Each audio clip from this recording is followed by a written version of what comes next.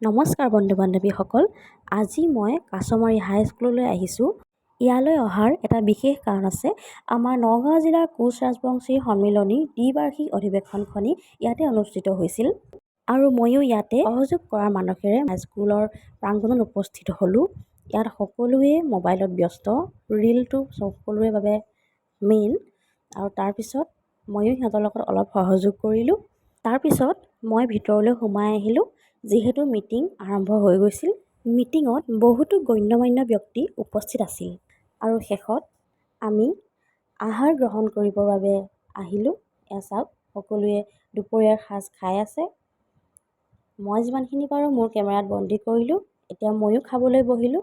এয়া ভিনদেউৱে দাইল দিছে, লগত ভাগিনহঁতক লৈ আহাৰ গ্ৰহণ কৰিলোঁ আৰু তাৰপিছত মই আৰু মোৰ ছোৱালীজনী ঘৰলৈ ঘূৰি আহিলোঁ।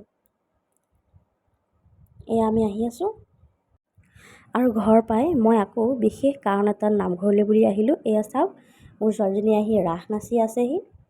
যিহেতু নামঘৰত মানুহ অহা নাছিলে, সেয়েহে মই বাৰ ঘৰতে সোমাই দিলোঁ আৰু তাই জেঠুৰীকৰ লগত এনেকৈ কৃষ্ণ নাচিছে। তাৰপিছত নামঘৰলৈ বুলি আহিলোঁ আৰু নামঘৰলৈ অহাৰ কাৰণটো হ'ল আমাৰ গাঁৱত ৰাস পতাৰ সিদ্ধান্ত কৰিছে আৰু সেই বিষয়ে আলোচনা কৰিবৰ বাবে নামঘৰ পৰিচালনা সমিতিৰ ফালৰ পৰা খবৰ দিয়া হৈছিল।